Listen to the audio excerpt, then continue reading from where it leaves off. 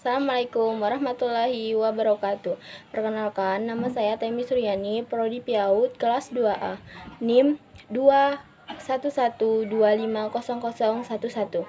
Baik, di sini saya akan menjelaskan materi yang berjudul tentang neuron Schindler dan perkembangan manusia, atau struktur dan fungsi otak dan sistem sensori dan perkembangan manusia. Materi yang pertama yaitu bagian A, neuron Schindler dan perkembangan manusia. Secara medis, otak manusia adalah organ yang unik dan dahsyat, tempat diaturnya proses berpikir, berbahasa, kesadaran, emosi, dan kepribadian. Secara garis besar, otak terbagi lagi menjadi 3, yaitu 1. Neokortek atau kortek kiberi, sistem limbik, dan batang otak yang berfungsi secara optimal. Pengertian lebih spesifik lagi tentang neuron Schindler ini adalah ilmu khusus mempelajari neuron atau sel saraf.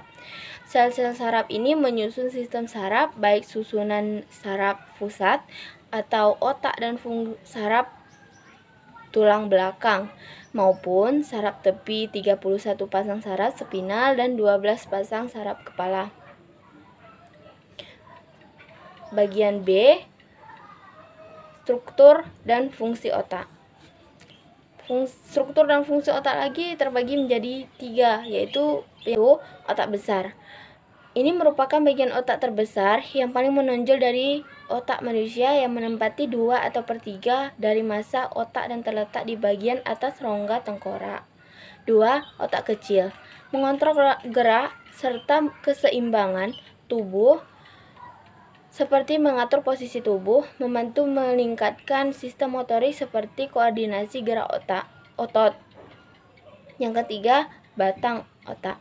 Batang otak juga berfungsi untuk mengkoordinasikan sinyal kontrol motor yang dikirim dari otak menuju ke tubuh.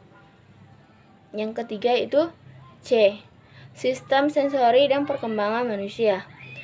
Sensori adalah stimulus atau rangsangan yang datang dari dalam maupun luar. Sistem sensori adalah sistem penghantaran rangsangan dari reseptor ke pusat.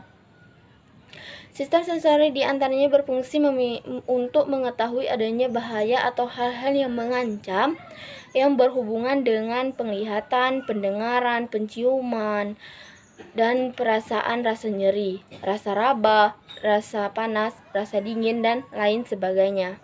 Materi yang terakhir yaitu bagian D, hubungan antara otak dan pendidikan.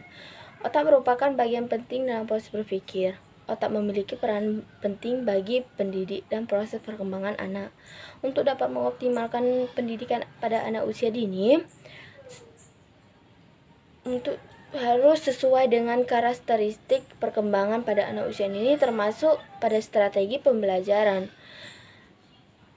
yang sekiranya dapat turut mengoptimalkan segala potensi-potensi yang ada pada anak usia dini. Sebenarnya, kemampuan otak manusia memiliki potensi yang sangat baik, sangat dikembangkan secara optimal dan seimbang. Mungkin itulah materi yang dapat saya sampaikan. Sekian, terima kasih. Wassalamualaikum warahmatullahi wabarakatuh.